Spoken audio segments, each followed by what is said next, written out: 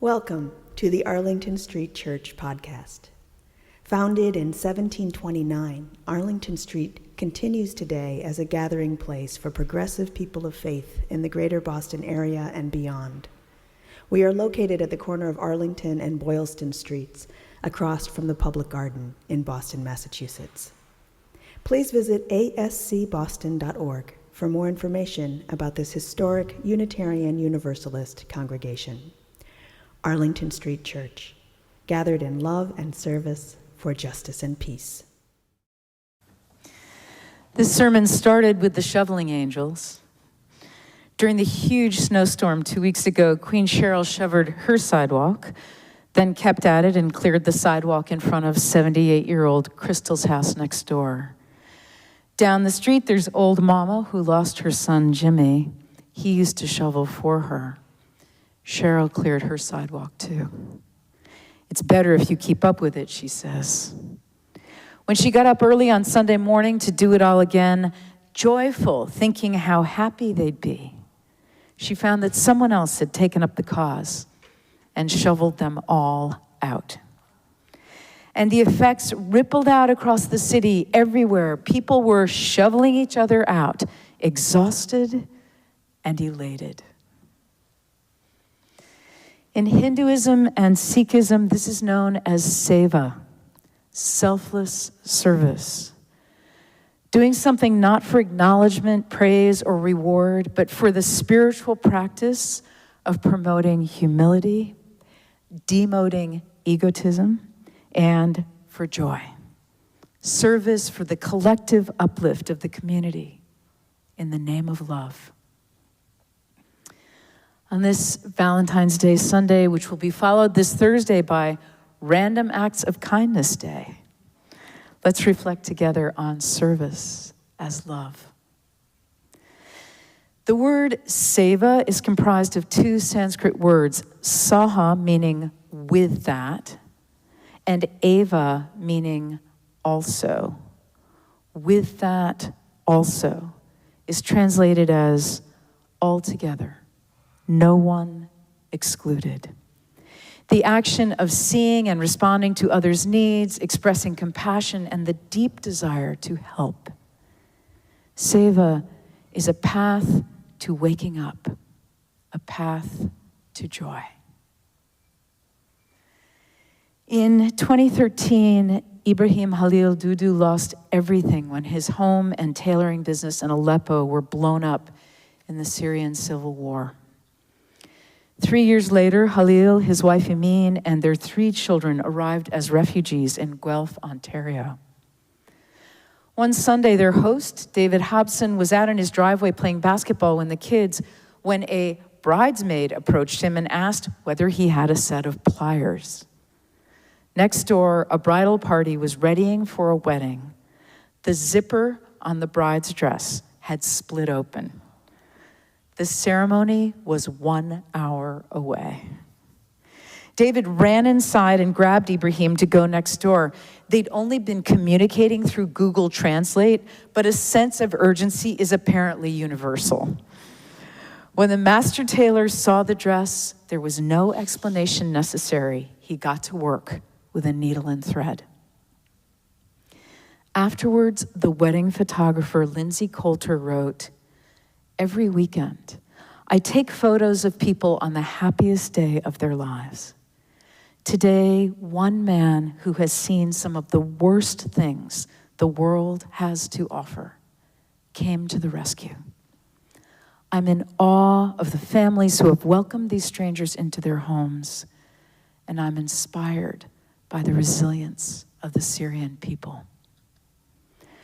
Her photos of Ibrahim at work on the dress went viral. He told the Washington Post he was happy and grateful. His skills had come in handy, and that he dreams of opening a tailoring shop in Ontario.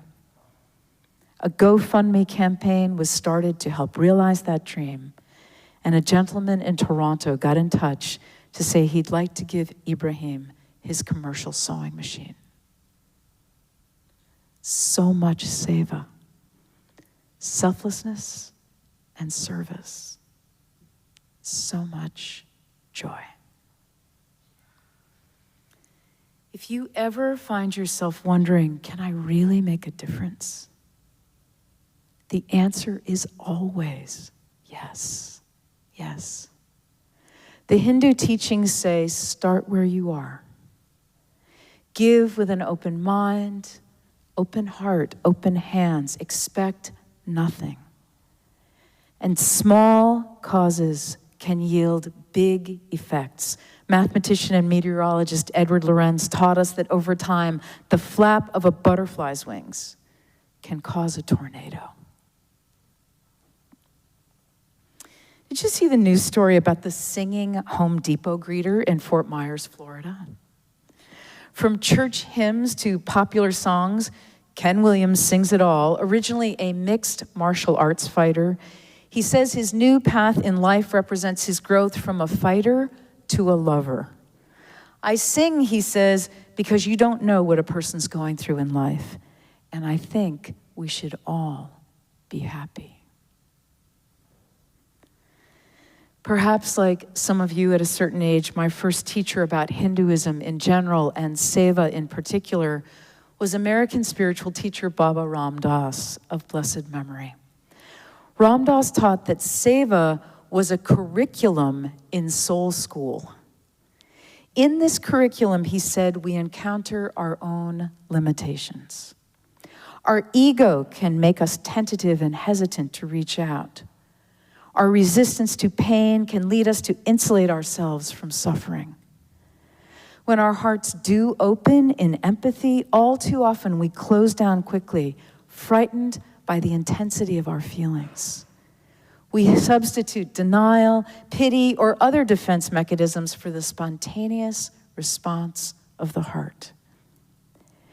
Frequently, we find ourselves so identified with our own needs that we tend to treat others as objects to be manipulated toward our own ends. We see how the restlessness of our minds can hinder our ability to listen. We find ourselves at least one thought away from someone else. And when we try to help through social action, we often so identify our opponent as an enemy that we remain locked in a cycle of recrimination. Meanwhile, as the toxicity of these hindrances build up, we begin to wear down. Common to all those habits which hinder us is a sense of separateness. We are divided within ourselves and cut off from others. We burn out. Helping starts to hurt. Common to all those moments and actions that truly seem to help, however, is the experience of unity. In the curriculum of service, Ram Dass said, we meet heart to heart, reassuring one another simply by the quality of our presence. We experience a profound bond, which we intuitively understand is nourishing everyone. The mind and heart work in harmony, and barriers begin to dissolve. Awakening from our sense of separateness to unity is what we are called to do in all things, not merely in service. And then Ram Dass gets to the heart of it all. In the Bhagavad Gita, we are directed to do seva, to do everything we do in the light of our awareness of the divine. Your offerings of service include everything you do, it says. The sneaky stuff too, like how about when you're sitting around gossiping and suddenly you think, this is my offering to God? I mean, says Ram Dass, don't worry about it. The Brahman can take it all, no problem. Just notice what you're offering to God. You are the breath of God. 10 years ago on a cold November night in Times Square, 25-year-old Officer Lawrence DePrimo was working a counterterrorism post when he encountered an older, barefoot man on 7th Avenue. Lawrence left, reappeared with a pair of new boots, and knelt to help the man put them on and lace them up. This simple but profound act of Seva would have remained anonymous, but for a post to the NYPD's Facebook page. A tourist from Arizona had caught the interaction on her cell phone. Officer Lawrence DePrimo, who lived with his parents on Long Island, told the New York Times, "It was freezing. I had on 2 pairs of socks and I was still cold." He keeps the receipt in his vest, he says, to remind me that sometimes people have it worse. Sikh spiritual master Sant Rajinder Singh writes, "Selfless service is not only a task to be done, it is an act of healing, of radiating love and opening hearts and souls. One of the greatest things we can do is to serve others. We never lose when we give in this way," he continues. "We never regret or feel sorry for giving. There is no greater joy that can fill our hearts. We find more and more blessings raining down. Selfless service strengthens our spiritual development. We are all connected." This week, I enjoyed a wonderful visit with our own Harriet Bogage, who will be celebrating her 92nd birthday next Sunday. Harriet's oldest son, Dave, thought I might like to hear about her AIDS activism. He was right. Harriet has given me permission to share her story. She raised 5 children. The middle child, Bobby, was beautiful, bright, artistic, and gay. He graduated from the Fashion Institute in New York and moved to Santa Fe. When he was diagnosed with AIDS, he came home to a small, conservative community in Pennsylvania to die a slow, agonizing death. He was 25 years old.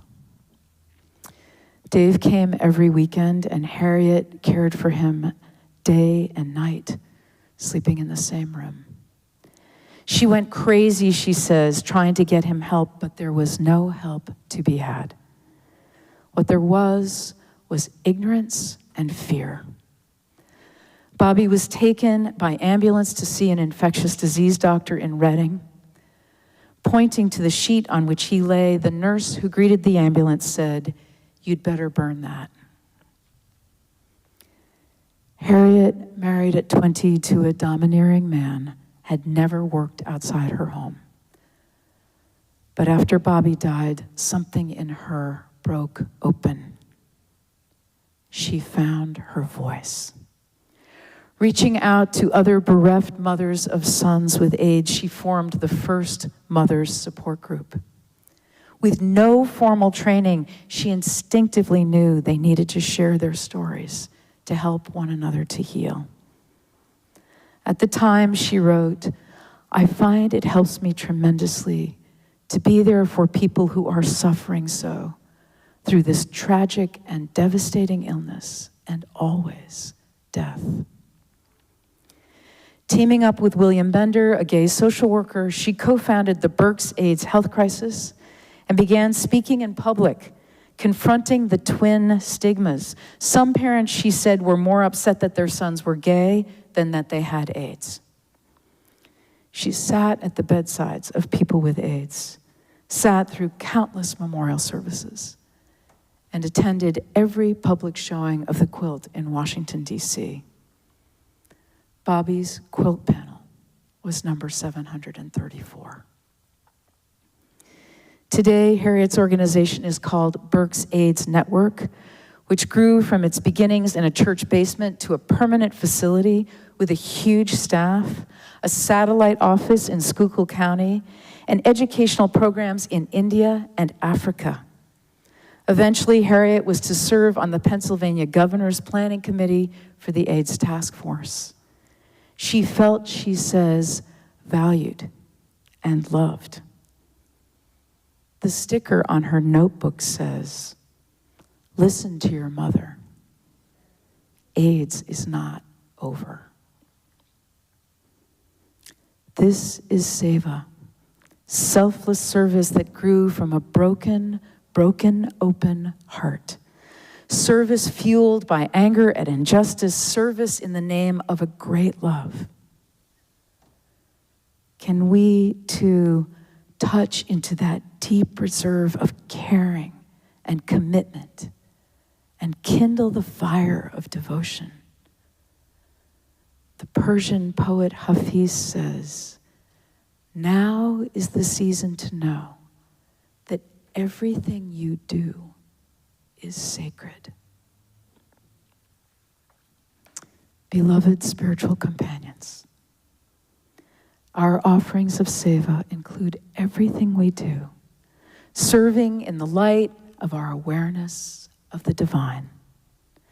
Shoveling out the neighbors, sewing up a wedding dress, singing to the customers, buying new boots, and kneeling to help lace them up, sharing stories to help the healing, and confronting ignorance with education and a mother's love. We are called to awaken from our sense of separateness. We are the breath of God. Seva is love. Amen.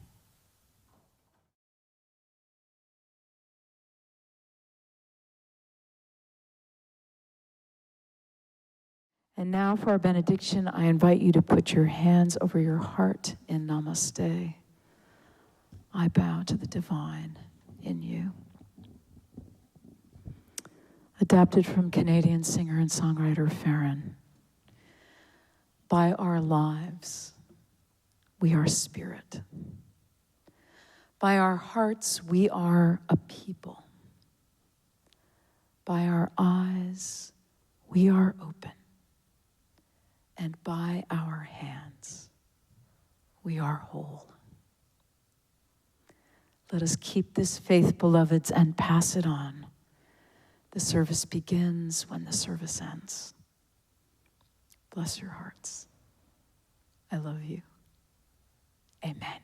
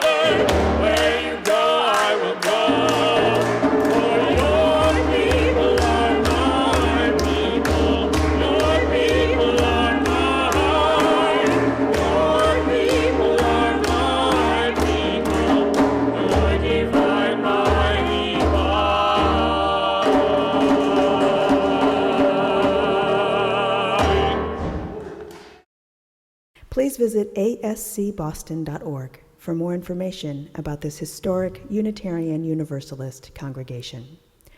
Arlington Street Church, gathered in love and service for justice and peace.